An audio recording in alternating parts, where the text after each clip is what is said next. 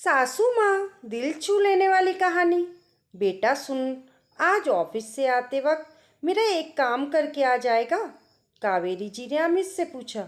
हाँ माँ, बोलो ना, क्या काम है? अमित ने कहा। रसोई में काम करती साधना मन ही मन बुदबुदा रही थी। जब से आई है जरा पल भर भी का आसरा नहीं है। कभी चाय, कभी पानी, तो कभी नाश्ता, बस अपने आगे पीछे लट्टू की तरह नचाती रहती हैं। कल मेरा जन्मदिन है, वो भी उनकी सेवा में जाना है। कितना मन था सुबह मंदिर की पूजा करूंगी, फिर शाम को अमित के साथ किसी मॉल में शॉपिंग और डिनर कर घर आ जाएं। पर ये है ना महारानी जी, इनके रहते हम बाहर कैसे जा सकते हैं? बाहर का खाना तो फिर हजम ही नहीं होगा। पहले पकाओ, फिर कहो कितना अच्छा था। ये उधर अपने घर में ही रहती थी।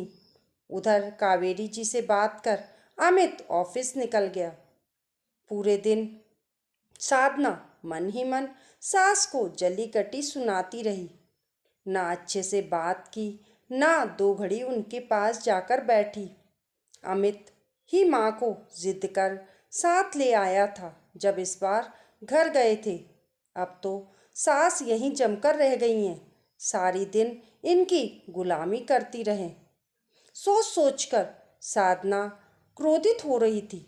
रात अमित जब घर आया तो पहले माँ से मिलता हुआ, फिर चाय का नाश्ता किया। रात को खाने के बाद जब सब सोने जा रहे थे, कावेरी जी ने साधना को कमरे में बुलाया। बहू, कल तुम्हारा बर्थडे है ना? ये सलवार सूट अमित से कहा था कि अपनी पसंद का ही ला दे। कल सुबह तुम उठकर मंदिर जाना, काम की चिंता ना करना, वो कल मैं देख लूंगी। अमित की तो छुट्टी नहीं है, पर जब वो ऑफिस से आ जाए तुम उसके साथ बाहर घूमने जाना। कावेरी जी अपनी चिंता को लेकर बोली। माँ, तुम्हें कैसे पता मैं मंदिर जाती हूँ, नए कपड़े पहनती हूँ? आश्चर्य से साधना ने पूछा। बहू, तुम हर बार मंदिर से निकलकर ही तो फोन करती थी। आशीर्वाद लेती हो तो कैसे याद नहीं रहेगा? कावेरी जी ने कहा। साधना पैकेट लेकर सास को प्रणाम करके जाने लगी तो कावेरी जी बोली। बहू, तुम पहले जैसे रहती थी वैसे ही रहो, मेरी वजह से परेशान मत हुआ करो। बस जब से यहाँ हूँ तो लगता है घर में कुछ तो है, तो बस अपने आसपास रहने को लेकर कुछ ना कुछ करवाती रहती हूँ। वहाँ घर पर तो मैं अकेली ही रहती थी।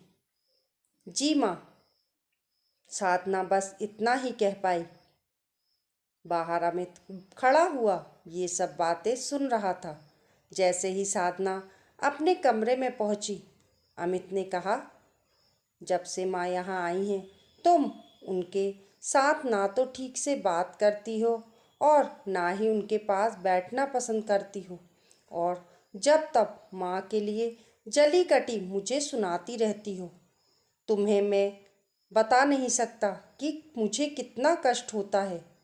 जब माँ ने मुझसे कहा कल तुम बहू का जन्मदिन है, उसके लिए एक सलवार सूट ला देना, मुझे पैसे भी दिए, मैंने मना किया तो बोली तू अपनी तरफ से जो दे देना, ये मेरी तरफ से ला दे।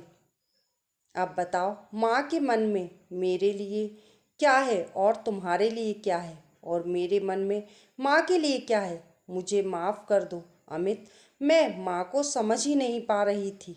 वो जब से यहाँ आई मुझे लग रहा था कि मेरा काम बढ़ गया है, पर ये नहीं सोचा पाया वो अपने अकेलेपन की वजह से मुझे अपने आसपास बताती थी। कल माँ को भी मॉल लेकर चलेंगे, ठीक है ना? साधना ने शर्मसार होते हुए कहा। जल्दी ही समझ में आ गया ना, तो मैंने सोचा कि मेरी माँ का क्या होगा। अमित साधना ने कहा। अब कुछ नहीं होगा, मैं माँ को अपनी बहू के साथ अच्छे दोस्त की तरह रहेंगे, तुम देखो लो। साधना कहकर सो गई।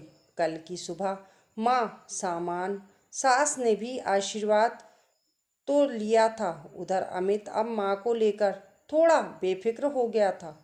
दोस्तों, आपको ये कहानी कैसी लगी कमेंट करके ज़रूर बताइए। पसंद आने पर लाइक और शेयर करें। ऐसी ही अच्छी अच्छी कहानियों के लिए चैनल को सब्सक्राइब करना ना भूलें। मिलते हैं फिर एक नई कहानी के साथ। तब तक के लिए नमस्कार।